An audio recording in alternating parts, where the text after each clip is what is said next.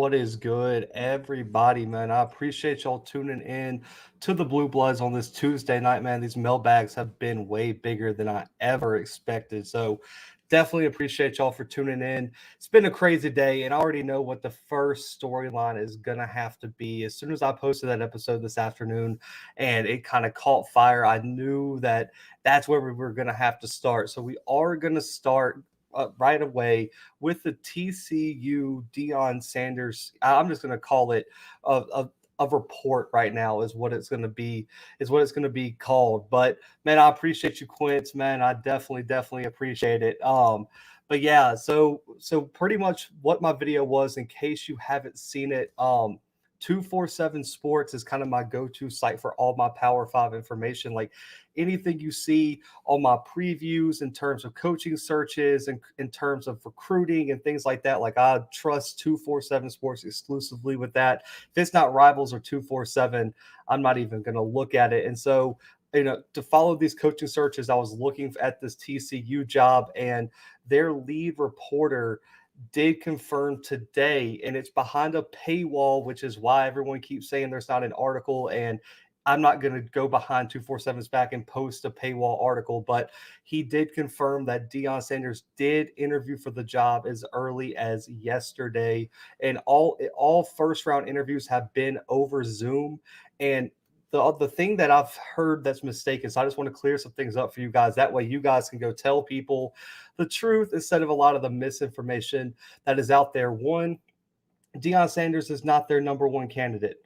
He's probably, I would say right now, based on everything I've read, people I've talked to, he's probably about the fourth candidate on their list. You still got Jeff Traylor at UTSA. You still have Sonny Dykes at SMU.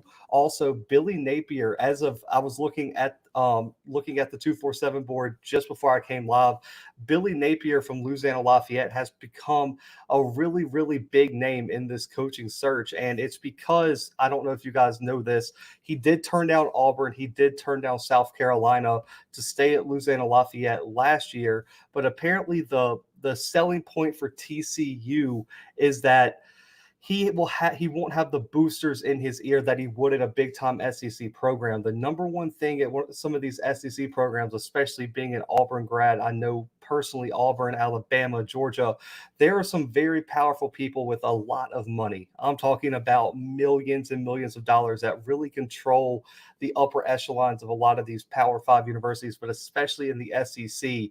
And so the thing with Billy Napier is he didn't want to deal with that. He wanted to have full control over his program.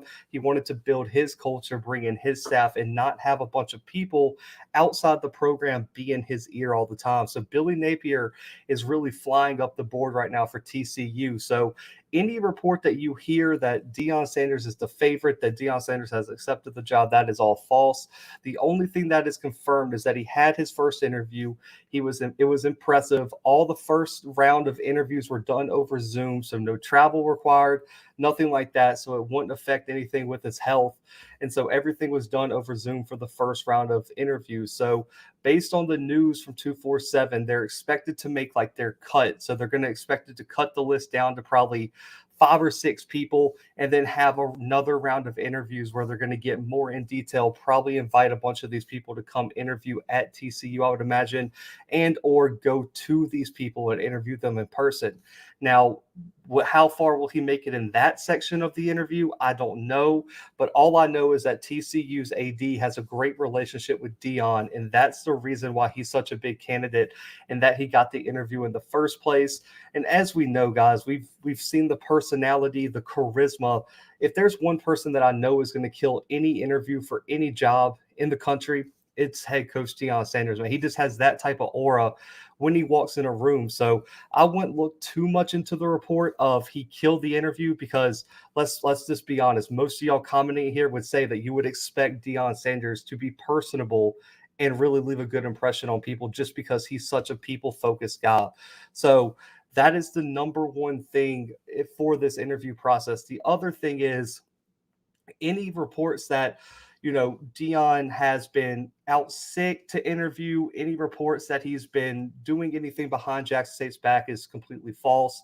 As far as I know, Of course, Deion Sanders representatives reached back out to TCU and they expressed interest, which is why they got the first interview in the first place. But I would imagine Jackson State is completely aware of what's going on. Nothing's going on behind the scenes, sneaky like that. And the health issues to be taken to be taken out of perception, or taken out of context like it was on some of the channels. I just got off of Scotty's stream and I've went through some of the Facebook groups to say that he's taken his health issue not seriously and going to interview for these jobs is also completely false. That is not true at all. That all these are done over Zoom and that he is still at home trying to get better. And so let's not let that narrative get out either.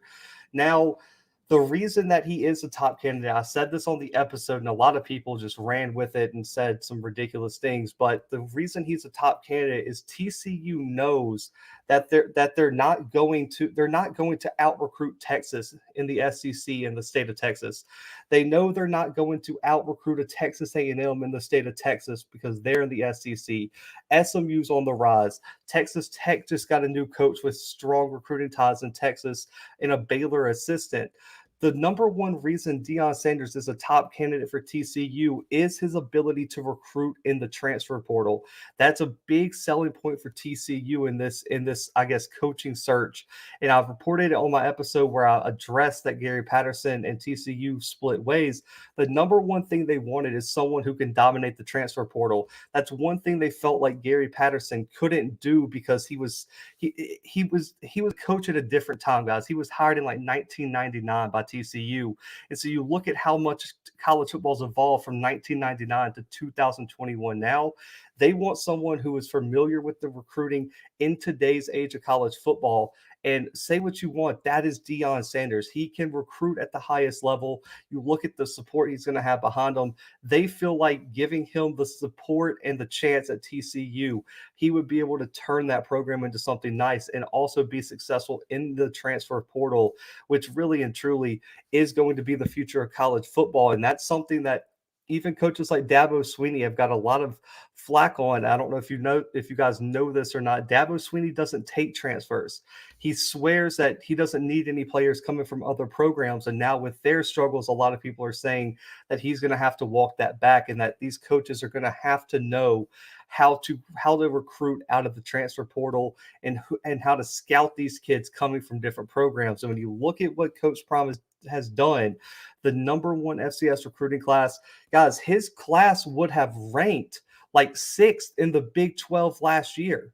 Like let that sink in. Jackson State's class would have ranked probably right about the midpoint of the Big 12 last year. So the fact that TCU has interest is absolutely not surprising. It makes complete sense because they've already seen him out recruit a Kansas State at Jackson State. He can already out recruit some of these Kansases and some of these lower tier programs. I believe he out recruited Texas Tech as well. So, and that's with no budget. And when you look at the finances of TCU, they are one of the most well-funded programs in the Big 12. So to say that Coach Sanders wouldn't be successful at TCU is real short-sighted, and it makes complete sense when you break down what they're looking for and why he's a candidate. And also, they wanted someone with some sort of Texas connections, and Deion Sanders' connection to Texas high school football and also a lot of the recruits in the state of Texas really sold them on making Deion Sanders one of their top candidates. When you look at all their top candidates, they all have one thing in common. You look at Dykes, you look at Traylor, you look at Coach Prime. They all have major Texas connections, and they all can get out of the transfer portal. You look at SMU with the kid from Oklahoma at quarterback who's leading the FBS in passing right now. That's going to be the common theme here. So transfer portal and recruiting is going to be the biggest things. Let me get to some of y'all's comments, man. Appreciate y'all tuning in again. And Trey said, please don't go, Coach Prime. Yeah, he didn't have to leave his bed to interview. It was all done over Zoom. Deion Sanders probably did the interview to see what FBS teams are looking for. John DeLay, shocked how anyone can be the Deion's jumping ship. It was rumored that when he took the Jackson State job, his ultimate goal was Florida State. They're saying he may even be back in practice. T said TCU needs to get a win like when LaDainian Tomlinson was there. The recruiting will jump. Typical Dabo. Clemson has so many recruits they don't need transfers. John asked, the main question for GP going forward is where does he go now? Because I heard that he is borderline flat out against leaving the state of Texas. So that's interesting, John. So, the interesting thing would be let's wait and see who has an opening in Texas, because what if TCU goes out and hires Traylor or hires Dykes? If I'm SMU or UTSA, if I can convince Patterson to come step right in, I mean, that would be a huge step up for a group of 5 program to have a type of coach like Patterson, one that has a track. So a lot of people don't remember this, but Patterson was with TCU through the ranks of group of 5. So I mean, he went through them with the WAC, went through them with the Mountain West, through their jump to the Big 12. If UTSA or SMU has dreams of moving up to the Power 5 level, why not try to reach out to a Patterson? And on top of that, I don't think he's going to get another Big 12 job because Texas is not firing Sarkisian this year. You look at Texas Tech, already got their guy, and then TCU, of course, is right there. So personally, I don't really think I would be shocked unless he goes to SMU or UTSA, which is still not confirmed that they're going to have an opening. I would be very shocked if he got a head coaching job in Texas. Now, if he wants to stay, an interesting one, I don't know if you guys agree, would be the Texas defensive coordinator job. I think the Texas D coordinator job would be perfect for Patterson because of his defensive pedigree. If you leave TCU, you get to go to a huge program with a lot of notoriety. If you can just focus on your skill, which is that defense, which if you watched any sort of TCU football, they had one of the top defenses in the Big 12 year in and year out. So I think a defensive coordinator spot in the state, especially at Texas, where they've really struggled at times on the defensive side of the ball, could be a giant, I guess, move for Patterson. T said Clemson used to be trash in mid-level over 10 years ago. USC, UCLA, Stanford were top schools. Coaches are huge. I agree. UTSA. CFL, why in the hell did Oregon drop to 5? Ooh. Wait, so CFL, the playoff rankings don't come out until I believe 7 tonight. So don't worry about any other poll. The only poll that matters now that we're this late in the season, the only poll that matters is the CFP ranking show, which comes on at 8:00 tonight. So stay tuned for that. Oregon should still be in the top 4, probably the top 3 with Michigan State losing. I wouldn't be surprised if Oregon jumped all the way to 3. So we will see that. John said Gary Patterson is a top 10 college football head coach, in my opinion. I don't crazy if you put him in the top 5. In terms of accomplishments, John, I think you're completely right. I mean, in terms of one, accomplishments, 2, longevity, and also in terms of innovation, guys, he was really the mastermind, but behind the 4-2-5 defense that we see run all over college football. Like when he was a D coordinator at TCU, he was really the mastermind behind that, where he was like, we're going to put a bunch of DBs and we're going to make you're not going to throw on us. And that's why his secondaries were always so good. He said, I'm going to put more of my best athletes on the field, and then you're going to have to beat them instead of putting a bunch of unathletic defensive linemen and loading the defensive line. He was the mastermind of the 4-2-5 that is run all through college football right now. So I agree. If you're talking about innovation, longevity, accomplishments, Gary Patterson is definitely one of the best coaches of all time, especially when you look at what he turned TCU into in the Mountain West, those Rose Bowl runs, the undefeated seasons. TCU was Boise State before Boise State was doing their thing. So for me, I completely agree with you, John. UTSA locked down their high school legend head coach for 10 years. Yeah, he's under contract right now till 2031. And the buyout for him would be $18 million, I believe, is what the TCU guy reported. So it's really going to come down to whether TCU wants to pay $18 million to get Traylor into that head coaching spot, which is why he's kind of fallen behind Dykes and some of these other guys in the coaching search, because that is a lot of money. I mean, $18 million to get a head coach on top of what you already have to pay him. That would be a lump sum of money to get a new head coach. Gary might think a coordinator is beneath him. That's true. I just don't see any head coaching opportunities. Maybe he would be willing to go to Louisiana or maybe even go up to Oklahoma, Kansas, something like that. But I just don't see a head coach opportunity at the FBS level that he's going to be able to take. But we'll definitely see. Uh, Mr. Mark, the NCAA released a draft of a new 18.5-page constitution that would, among other things, give each NCAA division jurisdiction to govern itself. That framework would allow Division One more autonomy to re-examine rule changes and revenue sharing. Listen, I've been so vocal in terms of the just college football pulling away from the NCAA the most they can. I've been very vocal on a college football commissioner committee or something like that, where you have the best college football minds on some sort of panel making those decisions rather than the NCAA. So what I really think has happened is that the NCAA has really taken away the luster of college football. For me, you look at all the player settlements, when you look at all the rules and just the corruption that the NCAA has had over the years. For me, I think Power Five, Group of Five, FCS all have to pull away ASAP. You look at the FCS playoffs. If they pull away, they can restructure it where it becomes profitable for these programs. There's no reason anybody should be losing money going to the playoffs. You look at, in terms of, like you said, revenue sharing. How can these conferences restructure their contracts for each team to get the most benefit from their TV contracts, from their attendance, everything like that? So for me, I think that's the number one thing, is that the NCAA is an old dinosaur in a really new age game, and that college football overall needs to pull away from the NCAA as fast as possible, because there's some big decisions coming down the pipeline regarding the future of NIL, the transfer portal, college student rights, things like that. And so for me, I think the NCAA is a hindrance there, and that overall college football will be better in the long run to pull away from the NCAA and govern themselves and create a culture of promoting college football rather than it all being about the bottom dollar. So that's my opinion.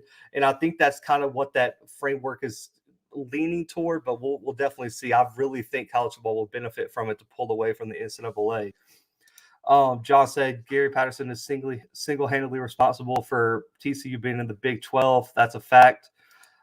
John said, as an LSU fan, I wouldn't mind him being the Tigers head coach as long as him and his family lived in Baton Rouge. So, um, John, that's actually a rumor that caught a little bit of traction. There was a rumor that Patterson potentially could have had an offer that really led him out the door. So TCU asked Patterson to do a similar thing to Coach O and coach out the rest of the season, and he denied it. Said he would rather just leave the program immediately. And a lot of people thought, because he had a job in mind, and a lot of people looked at that LSU job. Now, if I'm an LSU fan, personally, I would love to see Mel Tucker get that job.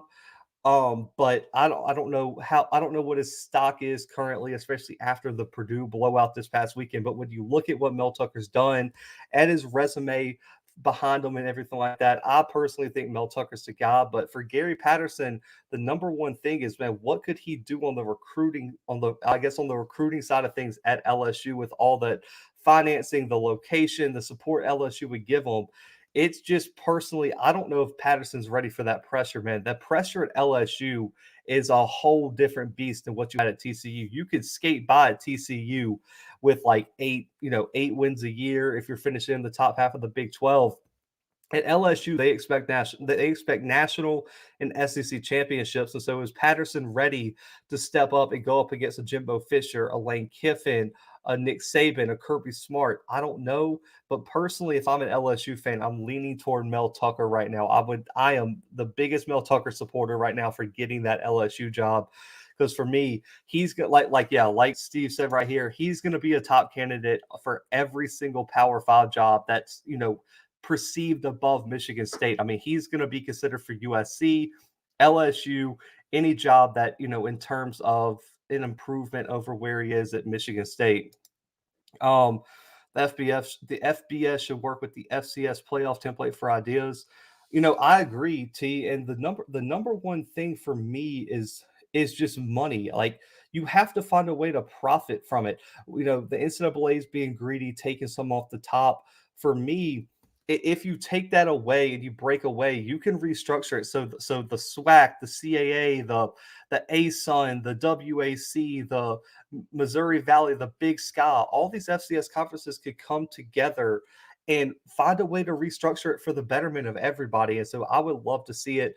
For me, I think pulling away from the NCAA is the biggest thing for me, because even with the FBS, and that's the last topic, I don't know if we'll get to it, is there's a big problem with the FBS playoffs already as well. So I don't think either one has it right.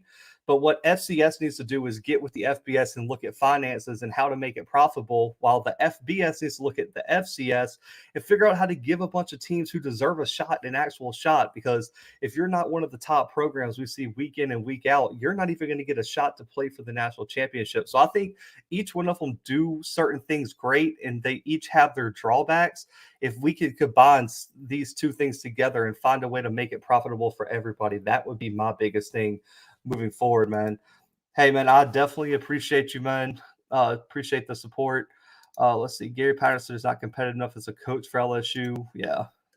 John said Mel Tucker is rumored to be the front runner and has an agreement in principle with LSU, but the AD is using extra time to get more established. That's interesting. The AD at LSU is not going to be afraid. He came out as soon as Ed O was announced he was leaving and said, "We aren't leaving any stone unturned." He said that he's reaching out to everyone outside of Nick Saban and like Bill Belichick. I mean, he said everybody in the country is going to have a voicemail from me, and I believe it's Scott Woodward would be the AD at LSU if I'm remembering his name right. But yeah, he said everyone was getting a call. But Mel Tucker, for me, I agree, is the best choice. From what I've heard, Mel Tucker's the number one choice. Jimbo Fisher, Lincoln Riley rumors as well, but I doubt LSU gets those two. Yeah, EA, I actually heard the Lincoln Riley rumors. There was a lot of smoke surrounding Lincoln Riley's name in terms of him escaping down to Baton Rouge for an interview, in terms of him having interest in the job. And I just can't see it, because for me, as great as LSU is, I'm, Oklahoma's moving to the SEC. Like, what would be the upgrade there? Maybe just a little bit of the support. You would be in, a more southern state in terms of recruiting, but he's had no problem recruiting at Oklahoma. So for me, I can't see Lincoln Riley making that move. And same for Jimbo Fisher, even though he does have some ties in LSU, because he was on that staff for the Nick Saban national championship back in like 2003. So he has some time. But yeah, I agree, John. That's what I've heard, is that Lincoln Riley is solidified in Norman. Like, his family loves it. His kids are young. They're in school. I would be very shocked if Lincoln Riley took any other job over what he has at Oklahoma. I just cannot see LSU, stealing him away. But for me, I think Mel Tucker would be the guy to do it. He has the SEC ties. He has the recruiting, and he's just one of the hottest candidates out there. I mean, guys, I don't think people fully understand how big of a turnaround that Michigan State had. You look at all the scandals that were coming off of the D'Antonio era. You look at how bad that program was just a year ago, and to turn them into a top 10 college football playoff potential team in one season, off the back of a Wake Forest running back transfer who's now one of the favorites for the Heisman Trophy. I personally don't think people give Mel Tucker enough credit for what he's really done. So for me, I still personally, if I'm LSU, taking Mel Tucker even over a Lincoln Riley right now, because of how good he is. John says Scott Woodward's a star catcher. I agree that dude is not afraid of anybody. Phil Ross said, crazy part is when these group of fives go out and beat a power five, they still get no love from these rankings, BCS, or playoff system. Phil, I'm telling you, and we could kind of get into that topic. Last week I got way off track with you guys and didn't even cover some of the questions we have, but we'll just go ahead and also talk about it a little bit. The question is, how can we solve the group of five, college football playoff dilemma? Because I agree, Phil. I mean, I had an argument with someone, go check out, I believe, The Morning Brew with Stu is the show I was on. He invited me on to talk about why I thought Cincinnati was a top 4 team right now.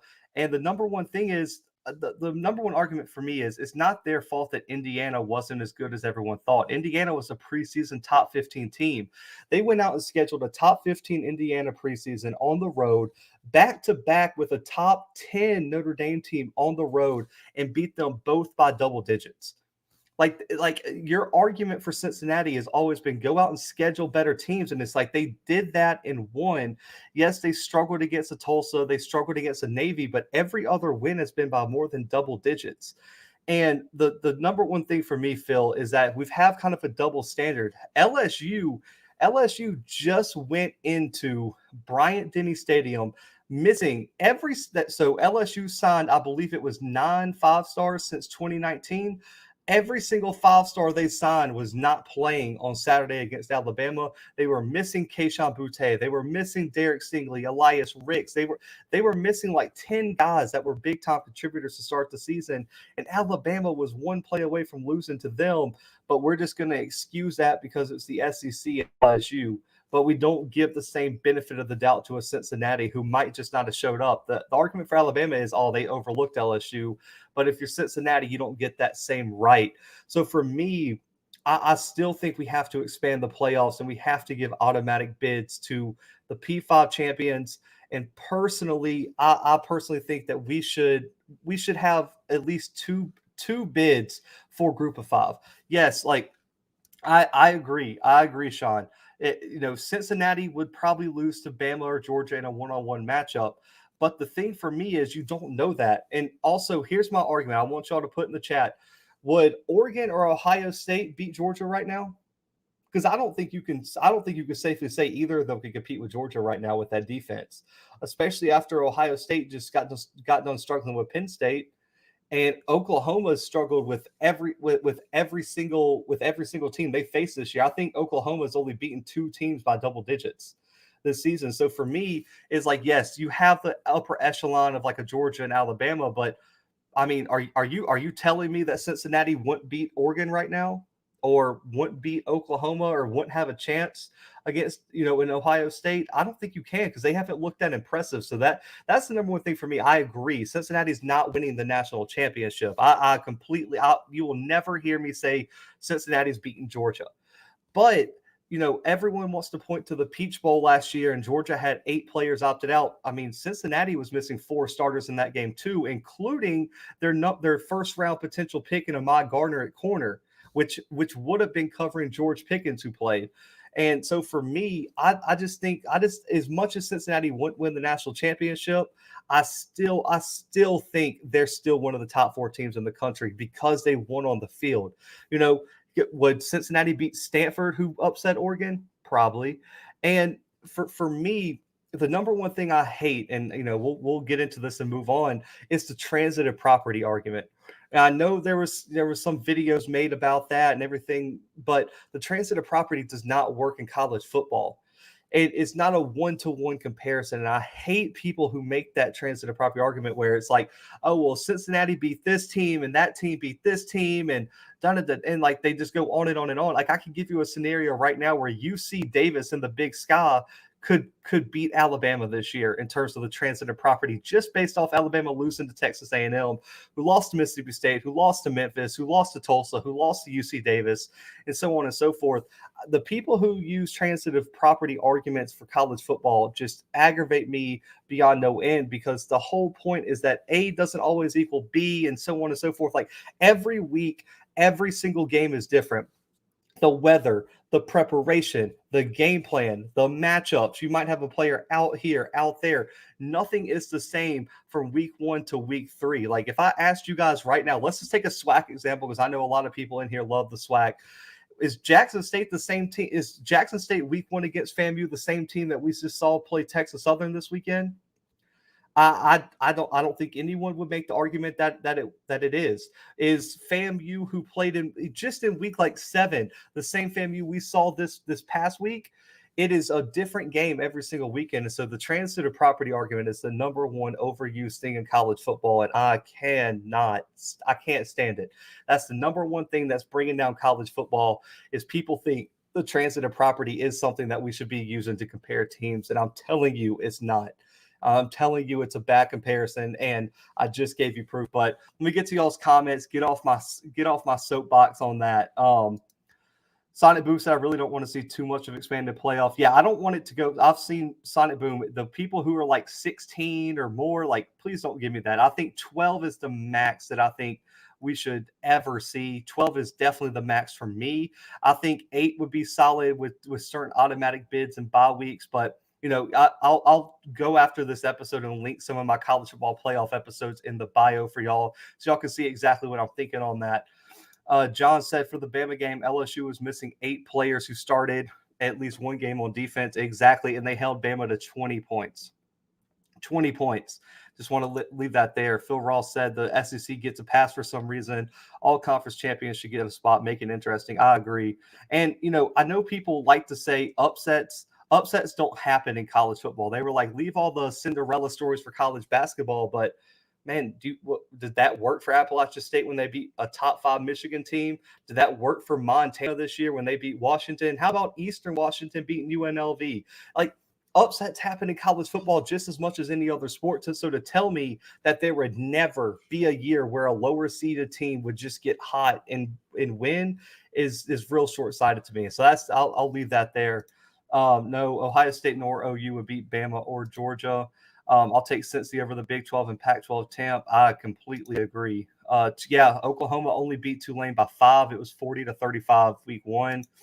I don't think anyone could compete with UGA that year. That defensive front seven is like a boa constrictor that strangles the lice on offense. Listen, let me tell you, John, I've said this, and I know some people might not agree with me. I think Georgia's defense has an argument at the end of the year, if they continue their play, to be one of the best defenses in college football history. The way, I'll listen. So the membership that I have up there, won't pressure on to getting it. For the highest level, I'll be doing film breakdowns. The first one I'm probably going to do is the Georgia defense. The way that they play sideline to sideline football is unlike anything else. Jordan Davis is damn near 300 pounds at the defensive tackle, and he's chasing running backs to the sideline. And he runs like a 4.8. And then you got Nakobe Dean at middle linebacker that probably is the most athletic player in the SEC right now. And he is making plays from sideline to sideline, end zone to end zone, and he cannot be stopped. I mean, and then on top of that, they're doing it without their best player, in my opinion, and Tyke Smith, the West Virginia transfer, who led the country in terms of pass defense last year in West Virginia. The DB coach got hired at Georgia. He transferred. They're doing it at not full health. So for me, that Georgia defense, and I agree, Georgia is not going to be touched this year, just in my opinion. Sonic Boo said people have to have the same injury for Group of 5 versus Power 5 that they have HBCU versus FCS. Who can you put on your schedule? I agree, Sonic Boom. That's a huge argument. I like that comparison too, because how much can you do? What teams will play you? Because I know for a fact that Appalachian State at one point was really struggling to get people to play them after their upset over Michigan, because they just kept beating people. Who would willingly sign up to, with nothing to win, sign up a team to beat them potentially in front of their home crowd? So I completely agree, Sonic Boom. That is huge. I think O State would beat Cincy. They definitely could. I definitely think it'll be a game. Styles make fights. I completely agree. Ohio State would not run over Cincy. I agree. Steve said you have to win the day. That is true. Southern may get blowed out. They can't score early. Listen, I'll leave that to my preview, man. I have a lot of thoughts on the Southern Jackson State game. I don't think Cincy has a chance of making the playoffs because the sponsors raise the most money, pays the playoff team, committee. I agree. It's a lot of politics behind it, John. And right now, even though I think they should be in, I personally don't think Cincinnati's getting in unless there's pure chaos. And I'm talking about Bama loses the second game, Ohio State loses the second game, Oregon loses the second game. They're going to have pure chaos in front of them. And to make any sort of argument to get into the 4. And then also in an hour, we'll see where they're ranked, because they have to be in the top 5 tonight to have any opportunity to even have an argument. CFL said the Gamecocks are a better team next year. Dude, I really think they do. Okay, so I know CFL. I don't know if you saw my SEC media days. I love the hire of Shane Beamer as the head coach for South Carolina. And you also saw they beat Florida 40-something to 17 this weekend. And it was a beatdown. I was watching some of the highlights of the game. They embarrassed Florida. I'm talking about completely embarrassed Florida this weekend. And I know Anthony Richardson was out or whatever. I really like what South Carolina is building. I still think that they have a long way to go. The recruiting under I'm blanking on his name, the defensive coordinator Muschamp really suffered, and they really got behind in terms of the SEC competition. I don't know if you saw the interview before the Georgia game. They were asking him what it's going to take to beat Georgia, or like what's the difference between South Carolina and Georgia, and he said it's probably the 27 5-stars that they have, and we don't have a single 5-star on our roster. At the end of the day, recruiting matters so much for a team's overall competitiveness, and that's where South Carolina is lacking. But I love Beamer's energy. I love his coaching acumen, and I think Shane Beamer is going to have the Gamecocks really turned around over the next few years. John said we're going to end up with a 16 playoff because that's the only way to save the bowl system. I definitely agree. Quince, man, I appreciate you joining, my man. The first member ever, Quince, so I definitely appreciate you on that. CFL said, I remember when App State came so close to beating Tennessee in Knoxville. Georgia Southern took UGA to overtime. Agreed. I mean, my freshman year at Auburn, Jacksonville State took Auburn to overtime. And I mean, it was a game that Auburn should have lost. I mean, they fumbled at the goal line. They did this and that. I mean, it was a beat down. I mean, Jacksonville State beat us up. And so it can happen any week, man. Phil Ross said, man, picture Nugget on that Georgia defense. Listen, terrifying, Phil.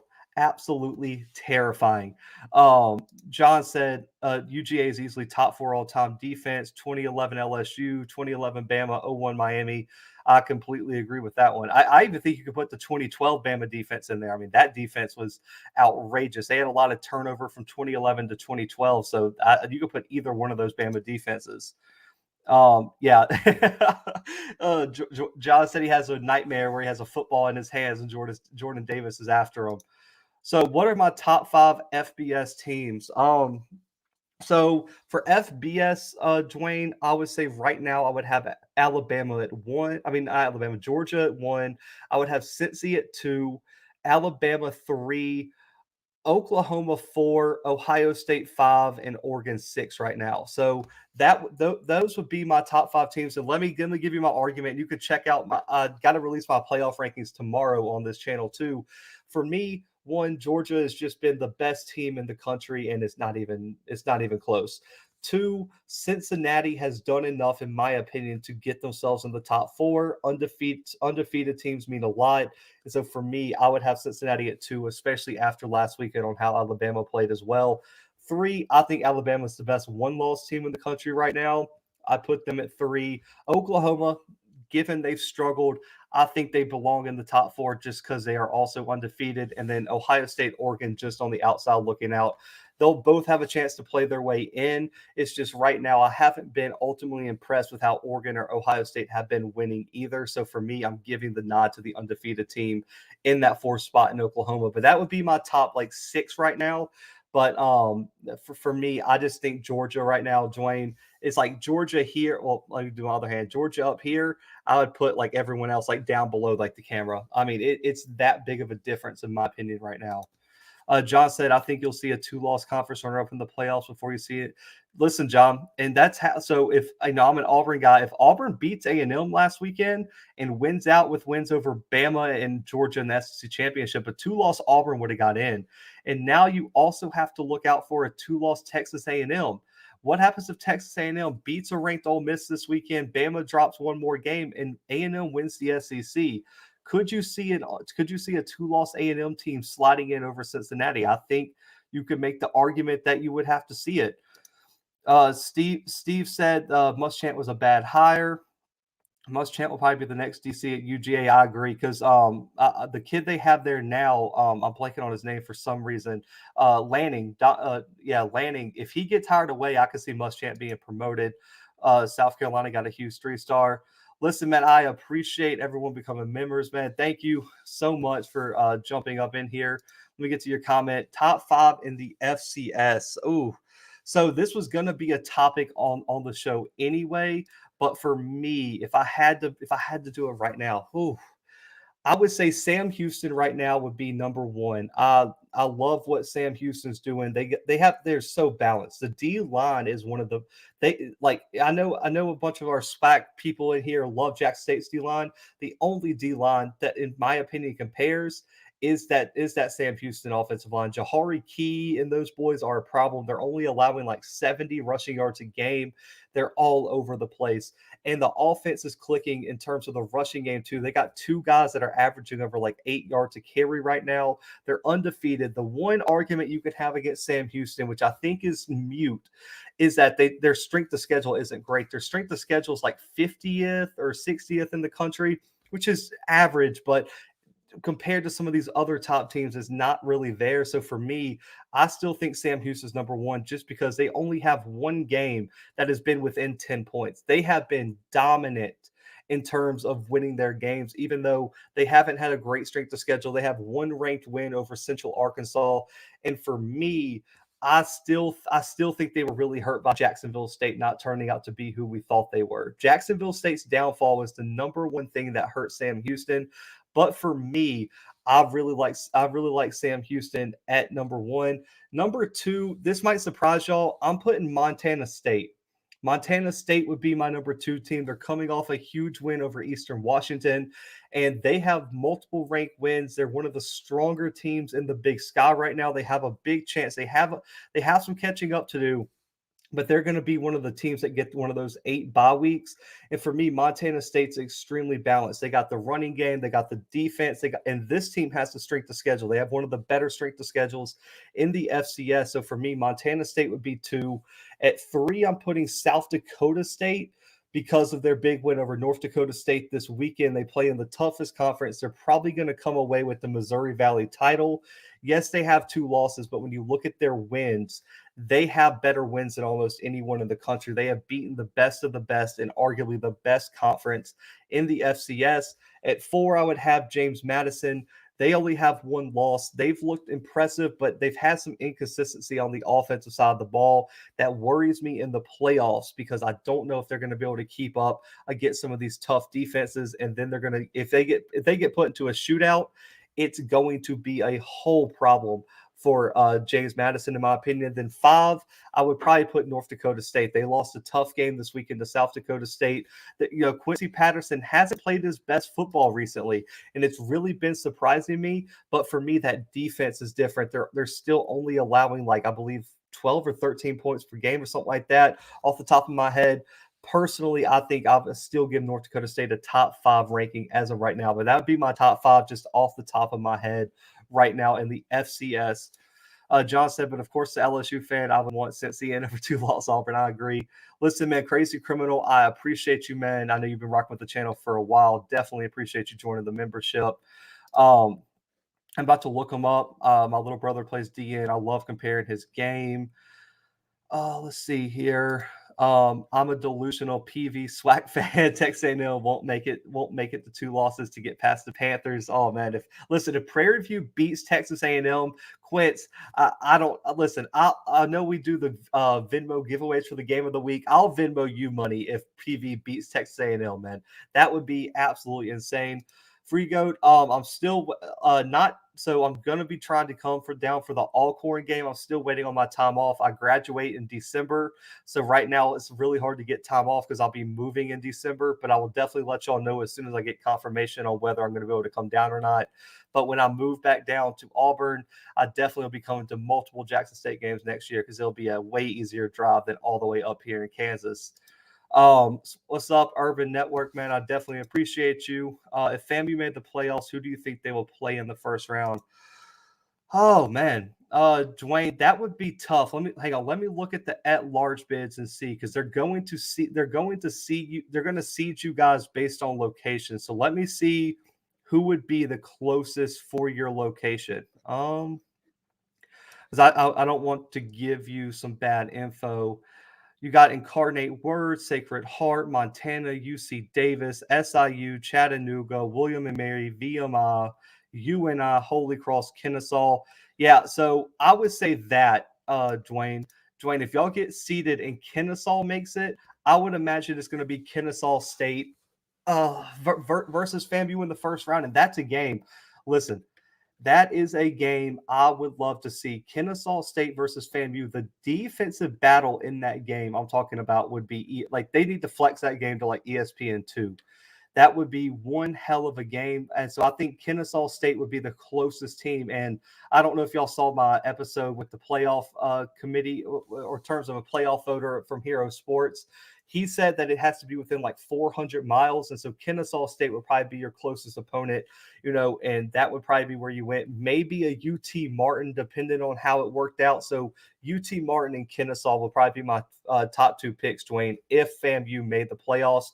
And I would imagine Kennesaw has the money. And I think FAMU has enough of a base where Kennesaw is located where they would just let Kennesaw host it and not even try to get to a bidding war with Kennesaw State. So Kennesaw State, UT Martin would be my first two picks, Dwayne.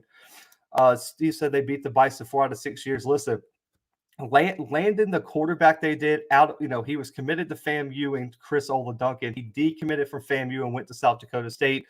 The biggest thing for that program, man, he has been balling this year. And yeah, that's 4 out of 6 years over them.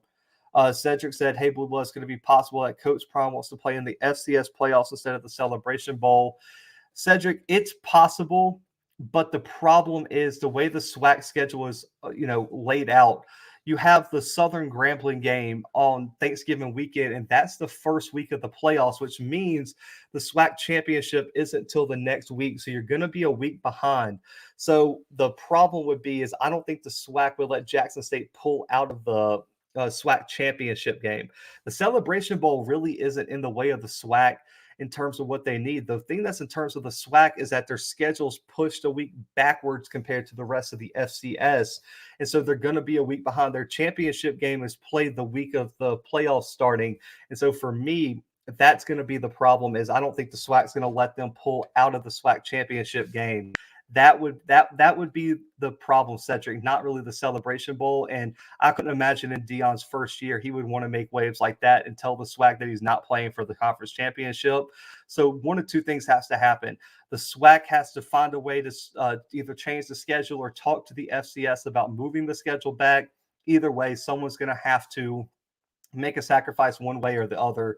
We'll definitely have to see. But yeah, Cedric, I don't think it's any possible way you're going to see Coach Prime in the FCS playoffs this year. Your best bet is FAMU. PV would have a chance, but because PV would be in the SWAC championship, they would not have a chance either. And for them not to be in the SWAC championship, they would have to lose to Alcorn and their last opponent. And if you drop those two games, you're not even going to be playoff worthy in the first place. So FAMU is the only team in the SWAC that's going to have a chance to, be in the FCS playoffs this year. Urban, I appreciate it, man. Hey, I'll send my bill to FAMU if Mr. Campbell don't get in here. So you and Mr. Campbell are the FAMU representatives. If PV beat A&M, I'm creeping. I'm crying those SWAC champs. Oh man, I'm not sure how the Texas A&M fan base can handle losing to a PV. Yeah, they're unstable, man. That city would burn down. College Station would cease to exist. Kennesaw and Atlanta. Bethune will end all the FAMU playoff foolishness in a couple of weeks. That's fighting words, Lawrence. You're gonna have them upset. That would be hot. I think we can beat them. I saw them against A&T. I would be there. So the number one thing, Dwayne, that I think Kennesaw State, what throws them off, one, their quarterback's been one of the most explosive players in the FCS. I believe he's up for one of the big awards in the FCS, or at least was named a finalist. And the number one thing is that option attack, man. It's so hard to defend. You look at, yes, they beat 14-0 over North Carolina A&T. The number one thing would be defending the option because they would have to be so disciplined. They would have that would be a tough game for FAMU, in my opinion. But I completely agree. I think FAMU could win that game. Now, if it happened to be UT Martin, that would be a tougher thing. I mean, UT Martin's is on a different. I think UT Martin would give FAMU problems just because of how dynamic their offense could be. But I completely agree. I think Kennesaw and FAMU I would pay for that matchup, man. And that's one of the matchups that I really hope happens. And as much as people want to say I don't, because I've been negative about their chances and they say I don't want to see FAMU in the playoffs, I'm rooting for FAMU to get to the playoffs just because if you get into the playoffs this year and win, let's say FAMU beats a Kennesaw State, they go to the next round. I believe they would it depends on where it was seated. They would have to probably play Eastern Washington, James Madison, North Dakota State, Sam Houston, one of those teams. What if you're competitive in that game? What would that do for the perception of the SWAC? So I'm really rooting for FAMU to find a way into the playoffs, Dwayne. I'm rooting for y'all. I'll be rooting for y'all this weekend and the week after against Bethune. FAMU is losing this upcoming week, so you can still get fined. Oh man, FAMU went out and get a shot. How far did they go? I think the second round would probably be the cap where I would put it. Just, being a lower seed, you're probably having to travel to Sam Houston. You're having to travel to Sacramento State, North Dakota State, Villanova, Montana, Eastern Washington, up to James Madison, or all the way to South Dakota. Like, that's a tough road trip. And for me, those teams, I think, are just a little bit better. And what I think would happen is those defenses are good enough to really expose Rashawn McKay. And so for me, I think the second round would probably be the cap I would put on FAMU's playoff hopes right now. But if they make it and get past the first round, I think that's an A+ year for the SWAC. That's all you can ask for. For me, if Willie Simmons gets you a first round win into the second round, that's an A+ year for me. And I don't know how FAMU fans in here feel about it, but if you get a first round win, make it to the second round of the playoffs, I think that's an A+ year for FAMU. And that's just my opinion right now.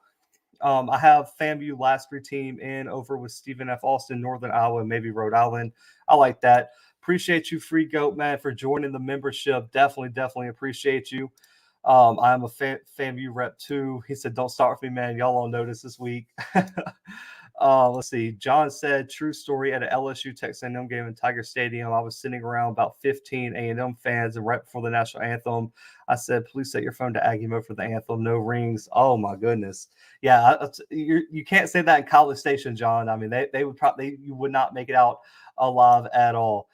You never know. Lucky bounce or anything can go away. Oh, listen, I'm not saying they can't win in the second round. I'm saying that's where, like, it would be serious. I mean, if you can upset one of those top 8 teams, listen, the SWAC overall, if FAMU could beat a top 8 seed, and I'm talking about one of the best teams in the FCS, and FAMU beats them, man, the SWAC overall would be just ecstatic. Because then, how do you look at what JSU could have done if FAMU's beating one of the top 8 seeds?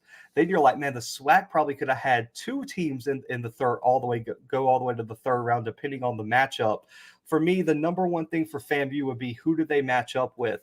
Because I think when I'm thinking about the top seeds, I actually think they'd match up really well with North Dakota State. I would have concerns about their D-line size, but overall, North Dakota State's not going to air it out on you. So they're pretty one-dimensional. And so the number one thing would be, could FAMU score on North Dakota State? That'd be a tough game. I don't like how they match up against Sam Houston. I honestly think Sam Houston would probably run away with that game. I like how they match up against James Madison. I don't like how they match up against Eastern Washington. Not a huge fan of Montana State. South Dakota State would be tough. So I think North Dakota State and Sam Houston or North Dakota State and James Madison would probably be the best 2 second-round teams that FAMU could get. But we'll have to see, man. I'm hoping they get in. I know they're right there on the cusp. It's really just going to come down to strength of schedule. And to get UAPB and Bethune as your last 2 games to prove something to the committee was really unfortunate for I think that was really unfortunate for FAMU, because they needed a statement win. And so for me, that D2 game has to be changed next year to a competitive game. Because, I mean, I think FAMU should try to find a way to schedule Kennesaw State. That game should be played in Atlanta, and that game would be packed out. And I think that game would be huge for FAMU's perception in terms of the playoffs. Hey, listen, you're never going to find me arguing with this statement right here. JSU needs to go to the FCS playoffs. I've been saying that. I got killed. It's going to be different. Urban, man, DM me. I got you. I'll send you my address, size, and all that kind of stuff, man. I'll definitely rock out. I was looking at FAMU hoodies, man. Listen, out of all the color schemes in the SWAC, I love FAMU's color scheme the most. I'd definitely be rocking the FAMU hoodie or shirt. It's the FCS expanding. I haven't heard any plans about in terms of expanding the playoffs. But I definitely think some of these D2 teams coming in to the FCS level would definitely expand something in terms of West Florida, possibly I believe it's a Texas A&M Commerce. Some of these D2 teams are really going to probably move up, and then maybe they expand the playoffs. But with the FC Sonic Boom, with the FCS losing some of their top teams, I can't imagine they'd want to expand the playoffs even more. I believe for the next few years they want to see one who gets in and two, what it looks like in terms of depth wise, because they're losing a lot of big talent at the upper echelon of the FCS level. Crazy Criminal said Presbyterian's quarterback Ron Heffley's putting up mad numbers. I completely agree. He's one of the people I think would have the best argument potentially to challenge Eric Barrier or Cole Kelly for the uh, I believe for the Walter Payton Award. My bad, but yeah. So for me, I think he's probably the only guy, possibly maybe the Incarnate Word quarterback. I'm blanking on his name, but he's had a big year as well. Those are probably the only two guys that could compete with Barrier or Kelly, because really and truly, in terms of the Walter Payton Award race, it's Barrier and Kelly and nobody else. Let's see, if they lose 2 games and they can go to the FCS playoffs. Yeah, I mean, so Jackson State would have to lose to Southern and Alcorn. The only problem with this is if they're coming off back-to-back losses, would the playoff committee still put Jackson State in? Because what would happen if they lost 2 games? Would Jackson State still be ranked with 2 losses? Uh, I personally don't think they would, man. They already are having a trouble moving up because they're not winning by enough in terms of the FCS ranking. So for me, if they lost their final 2 games, I think they would have a really tough time getting into the playoffs, even with the resume and the talent they have. So really and truly, the way the SWAC set up this year, the way the schedules are set up this year, I think is FAMU or bust. FAMU's the only team that I think can have even a slight argument to make it. Now, what could have happened? I'll just give y'all a big what if Prairie View, if Alcorn wouldn't have lost last week and Prairie View would have just dropped 1 game to Alcorn and lost the tiebreaker, Prairie View would have had a chance. But now with Alcorn dropping this game and needing Prairie View to lose twice, that really eliminates Prairie View from any competition of getting in the FCS playoffs. So this year for the SWAC, it's really FAMU or bust. I think next year would really be the year that we're going to see a SWAC team make a realistic run at the FCS playoffs. I'm rooting for FAMU. Rattlers, we're going to keep striking. It would be great for the SWAC. I completely agree. We did it in 1998, 1999, Youngstown State. Yeah, man. Eric Barrier would give us some problems. Listen, man. Eric Barrier gives everybody problems. Even when Eastern Washington loses, Eric Barrier has a huge game. So I agree. I think that would be the toughest matchup for FAMU in the second round. Is that passing attack would challenge that secondary like none other. We're not going that far west. LOL, too cold. Luckily, Urban, North Dakota State, if you play there, they have a dome. So at least you would be inside somewhat if you played them. That rival game for FAMU will be close to BCU, so that will not help. I agree. Free Goat said, do you think Deion will coach this weekend? So, Free Goat, listen, so I'll give you my opinion, but I do want to preface this by saying, one, I haven't heard anything. And also, I really don't want to speculate on Deion's health because, I don't know what he's going through, what exactly he's taking on in terms of, personal challenges. The last thing I heard from another YouTube channel that is really Jackson State heavy is that he was coaching this week at practice. But I don't know if he's going to coach or not. But I would imagine with the magnitude of this game, I would imagine he is going to be on the sidelines if he can. The only thing I would wonder is if his health's not great, would they want him to travel to Baton Rouge? Would probably be the only hold up that I could imagine. But I'm not going to speculate on what's going on with his health. But I would imagine if Deion Sanders is healthy enough to coach, he will be on the sidelines this weekend. Free Goat. It just kind of depends on. Do you think that? What do you think his health is really like? And I don't want to speculate that on that too much. Sonic Boom, FAMU, you could play South Alabama or Georgia for Florida FCS schools. I agree. The more schools like that they can play, the better. I mean, they went out and scheduled USF this year, so that was a big game. I also would really like to see them, in terms of like maybe a Mercer or someone like that in like around the Atlanta area, because I know Mr. Campbell and everyone has said that Atlanta's a big spot for FAMU graduates and things like that. If they can play any of those teams surrounding Atlanta, which there's a lot of them, maybe play a neutral site in Atlanta with one of these teams in the region, that would be a big out of conference game for FAMU to play. So I think they need to look into that, man. I like the South Alabama comparison. Listen, I'm from Mobile, so my parents live like a 5-minute drive from South Alabama. So I would love to see them down there because I will definitely go see them play when I'm in town. We got you, Blue. The FAMU fan will hook you up with the hoodie, man. I appreciate it. Yeah, Cameron Ward is the UIW quarterback, having a crazy, crazy year. Yeah, y'all can't lose another game. That is a fact. I personally think that is going to be you have to win out, and sadly, that means you got to go to the SWAC championship this year. But guys, I don't think there's still a chance that I think Deion's going to change it. If he stays at Jackson State, I would imagine the SWAC will have their automatic bid back. I just, the concerns are real, and I've said that even though I've been on the side of go to the playoffs, schedule more teams, and everyone has said I've ignored finances, things like that. I understand it's expensive and you could lose money and everything like that. And for the SWAC, they need to have a real talk with the FCS, the NCAA, and really work something out, because of what I think is the number one reason I've said they should go, and I don't think many people have given any credit for this, is I think the SWAC could win. Like, I think the SWAC has teams that can compete if they went to the playoffs and tested themselves and knew what their real weaknesses are and fixed them over the years. The number one thing for me is, why wouldn't you test it, man? How great would it be to see, even though you have the Celebration Bowl, how great would it be to have FAMU, a Southern, a Jackson State win the national championship over North Dakota State?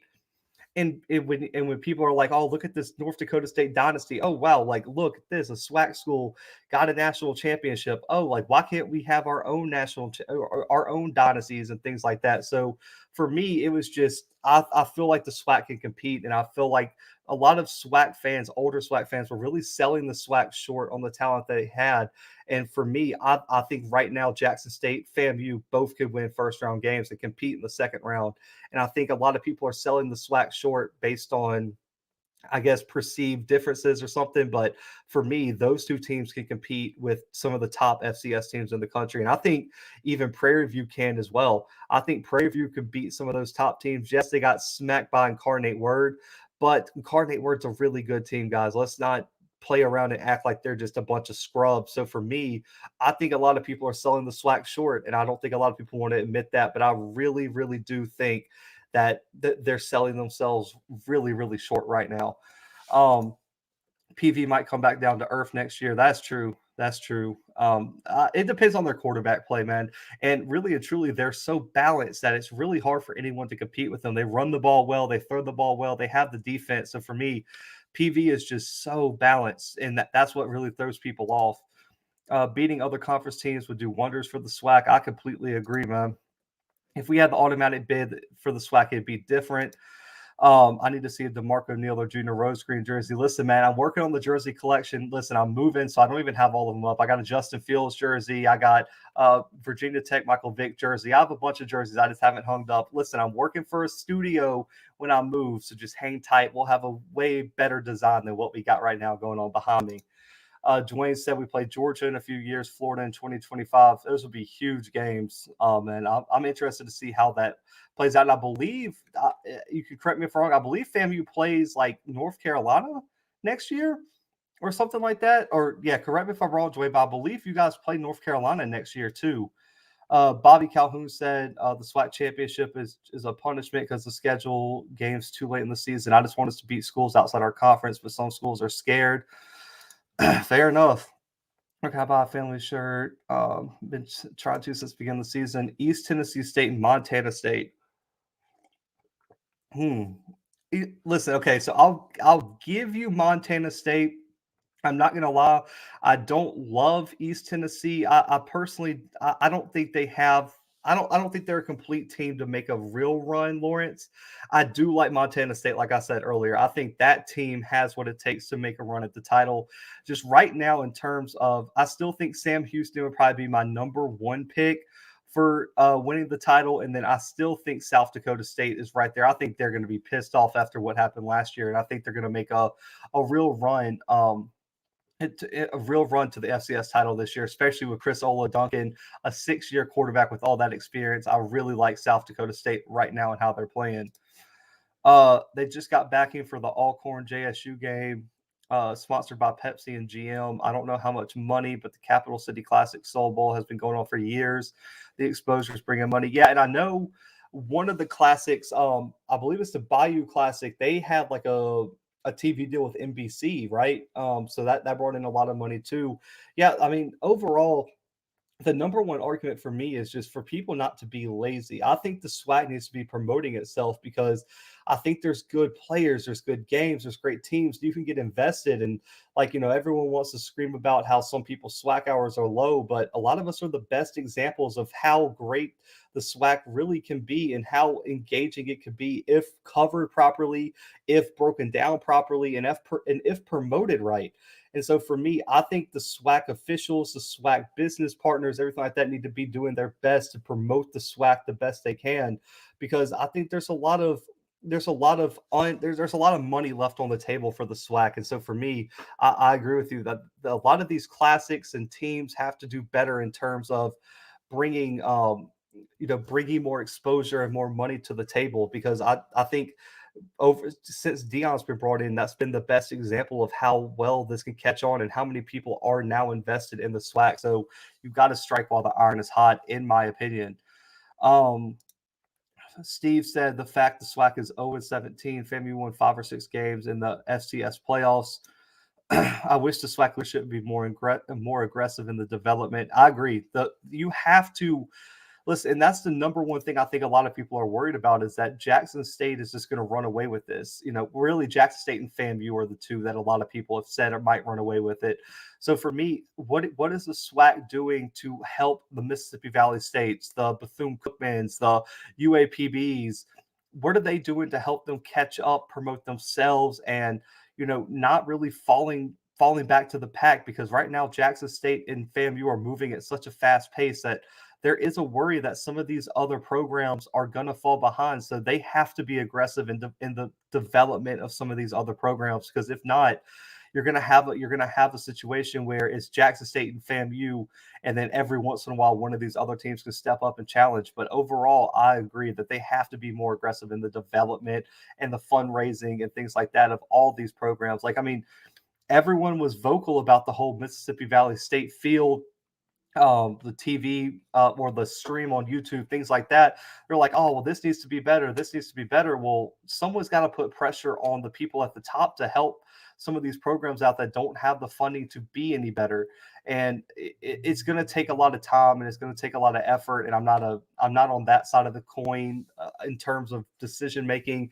And I'm just a football guy. But for me, that's the number one thing missing, is just the promotion of the overall conference as a whole, and how we can get some of these other members up to par with a Jackson State and a FAMU, and some of these other top programs in the SWAC. And I like your comment there, AO.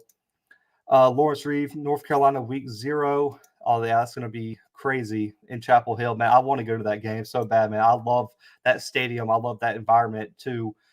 Steve St. Felix, Montana State beat Eastern Washington. Who do you think will win the brawl in the Wild, Montana versus Montana State? Right now, man, they both have I would say they both have near elite defenses at the FCS level. I just trust Montana State's offense more than I trust Montana's to score and put points on the board. So as of right now, on the 9th, I would say I would lean Montana State a bit more, because I trust their quarterback more. I trust their running game a bit more. And I just think they're going to be able to get the stops they need while also putting points on the board, because I just can't trust Montana's offense as of right now as much as I can Montana State. But that'll probably be a game we cover on the show, because that game is going to be insane. Like you said, the brawl. I love that. Phil Ross said if JSU was in the playoffs this year, what would be the ceiling, since the defense mainly the front seven is top in the FCS? How good is the team, honestly? Oh, Phil. For me, in terms of Jackson State, the number one issue for me in the playoffs, and I've been vocal about this for Jackson State, if they made it, would be, I think Jackson State would dominate most of the first round opponents they would see. I really think Jackson State could win the first round, like, convincingly. The second round would be tough, but depending on the matchup, I think they could get past that. I really think the third round is probably the ceiling I would give them right now, Phil. And that's if they played lights out football and they got the right matchups at the right time and they played well and they played their best games. Because if the Jackson State who came out against Alabama A&M played, third round absolutely would be I guess manageable. But for me, if they didn't play their best game, it's probably second round along with FAMU. The number one thing I would worry about with Jackson State is one, the offensive line. If you went up against, like, listen, if Sam Houston came into town and that offensive line played like they have this season, Shedeur Sanders you would have to go ahead and put him in a cast to play, because they would eat that offensive line absolutely alive, and Shedeur Sanders would be in major, major trouble in that game. Same with the North Dakota State.